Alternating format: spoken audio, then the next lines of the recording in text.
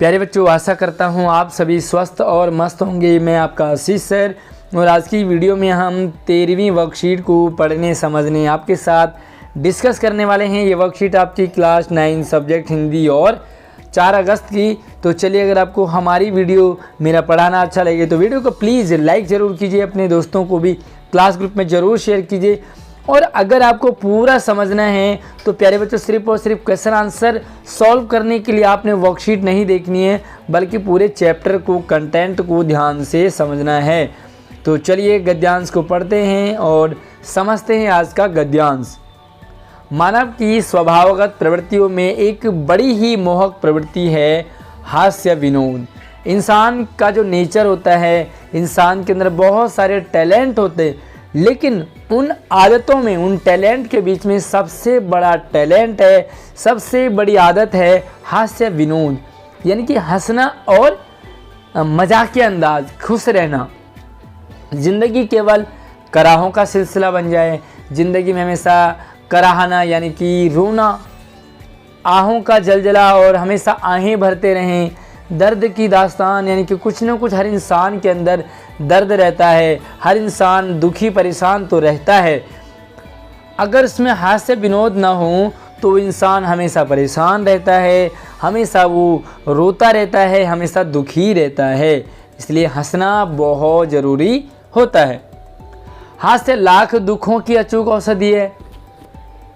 इंसान को कितने सारे भी दुख हों, कितने सारे टेंशन हो, लेकिन अगर वो हंसने वाले लोगों के बीच में रहे, वो अगर हंसता रहे तो वो एक दवाई के रूप में काम करती है।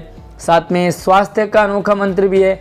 अगर आप हैप्पी रहते हैं, अगर आप खुश रहते हैं तो आप कभी बीमार नहीं पड़ोगे, क्योंकि स्वास्थ्य का भी मंत्र है हंसना। चिंताओं के पुलिंदे को थोड़ी देर के लिए अलग करने में हास्य विनोद सक्षम है। यानी कि अगर आपके अंदर बहुत सारी चिंताएं हैं, टेंशन है, घर की टेंशन, दोस्तों की टेंशन, नौकरी की टेंशन, पढ़ाई की टेंशन, अपने घर परिवार की टेंशन, वर्कशीट की टेंशन, टेस्ट की टेंशन, एग्ज़ाम की टेंशन, लेकिन अगर आप हास्य विनोद वाले हैं, अगर आप मस्त मौला हैं, तो आप हमेशा स्वस्थ रहोगे। कविता केवल हृदय का उद्गार है। कविता में जो भावनाएं होती हैं वो रहती है, किंतु विनोद, किंतु हंसी मजाक रोम रोम का उद्गार है, प्रत्येक नस नस का।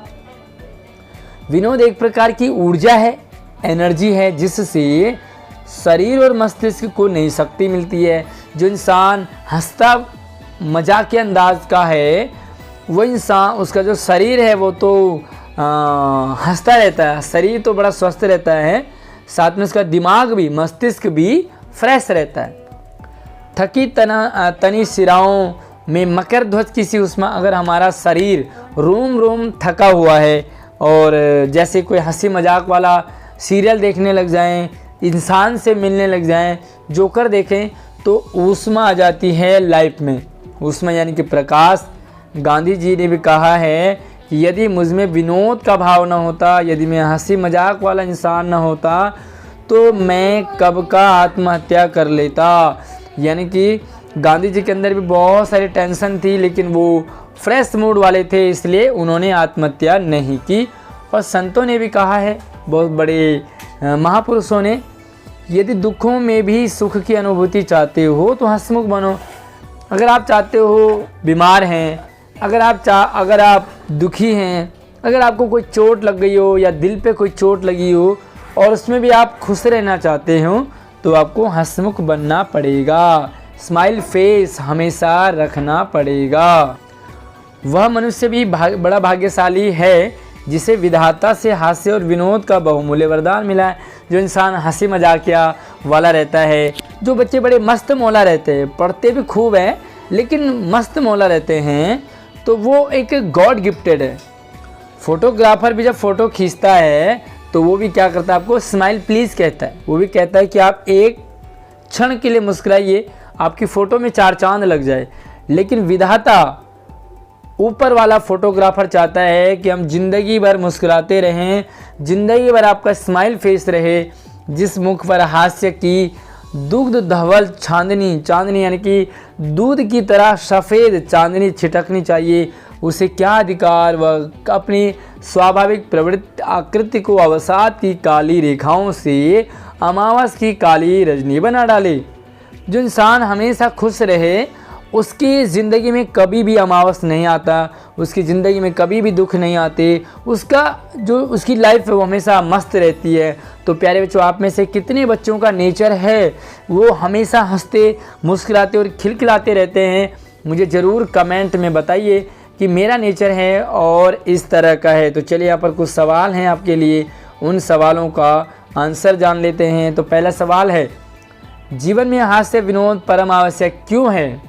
बड़ा सिंपल सा सवाल है। अगर आपको हैप्पी रहना है, अगर आपको निरोगी रहना है, अगर आपको टेंशन फ्री रहना है तो आपको हास्य विनोद चाहिए ही चाहिए।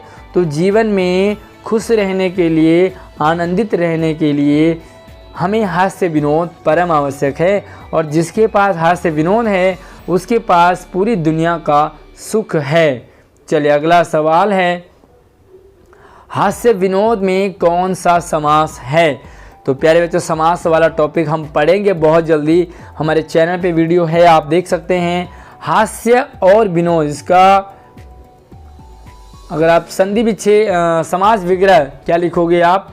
हास्य विनोद समास विग्रह है हास्य और विनोद, ये जरूर लिखोगे, हास्य और विनोद। और इसमें जो इसका जो समास का नाम है वो है द्वंद्व समास। ठीक है, कौन सा समास है? द्वंद्व।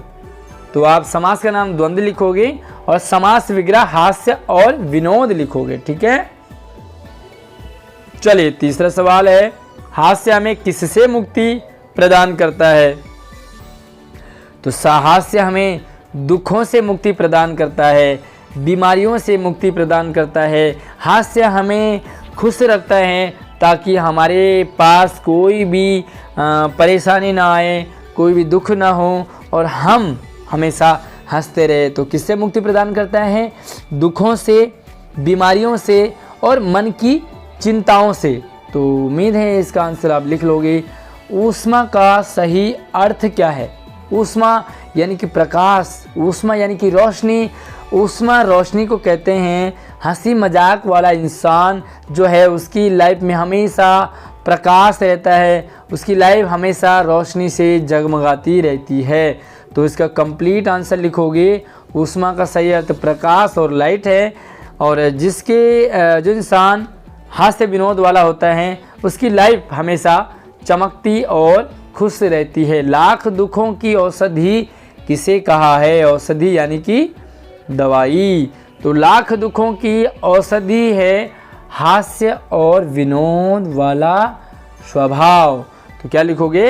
हास्य और विनोद वाला स्वभाव लाख दुखों की औषधि है। यह हास्य और विनोद को लाख दुखों की औषधि कहा गया है। तो प्यारे बच्चों, आज की वर्कशीट आपको समझ आई होगी। किसी भी सवाल में डाउट है तो मुझे कमेंट कर सकते हैं। और आप में से कितने बच्चे हास्य और विनोद चाहते हैं अपनी ज़िंदगी में, मुझे कमेंट करके ज़रूर बताइए। और वीडियो को लाइक करके शेयर ज़रूर करें। धन्यवाद।